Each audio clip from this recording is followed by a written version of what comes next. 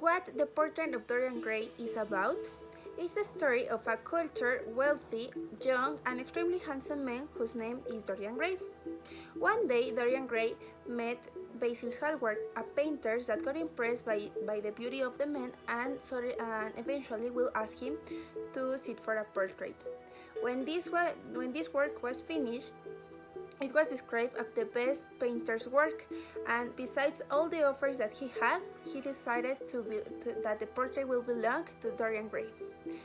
This young man, in a furious episode, gives his soul to the portrait just to keep young as the portrait become horrible or carry all the burden of the age.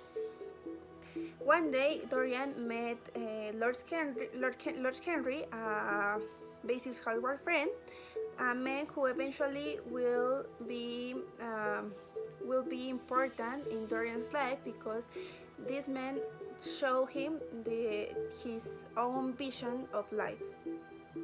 The Joe became his disciple, Dorian Gray, and decided to live a life full of pleasure.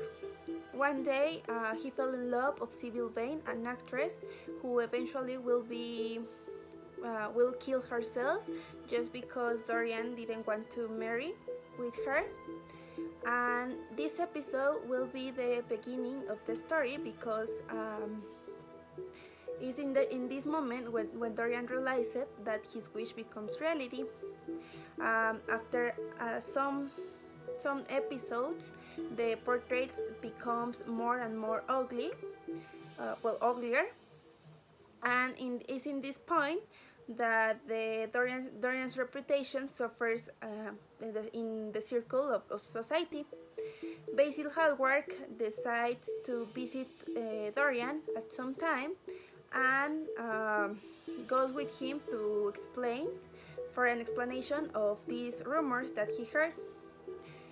Dorian, tired or sick of it, he decided to show Basil his portrait and after a while killed Basil Hallward. And to keep the secret, decides to ask help for Alan Campbell, and Alan Campbell helps him just because Dorian threatened him. After a while, Lord Henry comes back from one trip that he had, and Dorian confessed his crime, but Lord Henry didn't believe him. And it's in this point that Dorian decided to broke the picture and just in this act of knife or kill it in some sense, the wish reverse. This means that Dorian becomes an old man, an old and ugly man, and the portrait returns to its original form.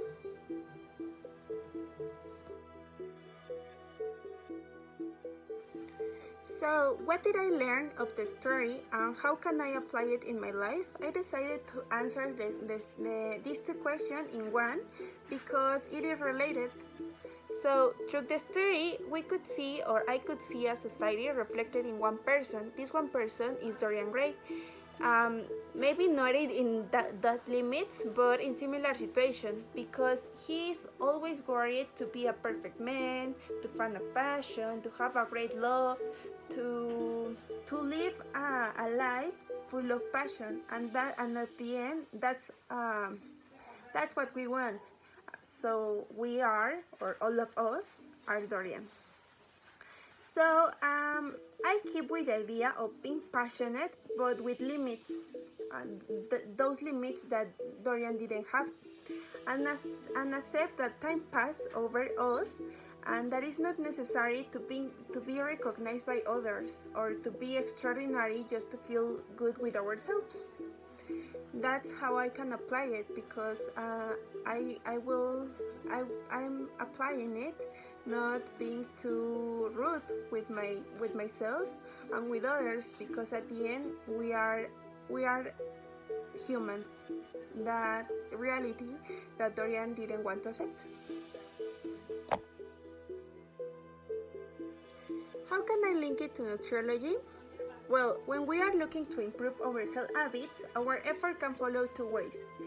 In one hand, we can be patient with ourselves even when we make mistakes, or on the other hand, we can reprimand ourselves because of it.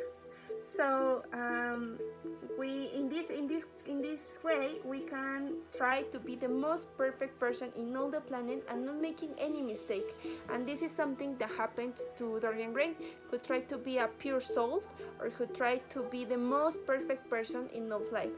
And this is something that won't lead us at the end of well, in nutrology, that will lead us to healthy habits or a lifestyle. So we have to accept and to be conscious that we are humans and we make mistakes. And these mistakes are not important, or are important because you can learn of them. But you can't punish yourself just because you make one mistake in all the progress that you have. So we can say to our patients and to ourselves as a nutrologist, to be patient and to learn of our mistakes, and be conscious that we will have these failures in sometimes, and if it's necessary, to start over and over again.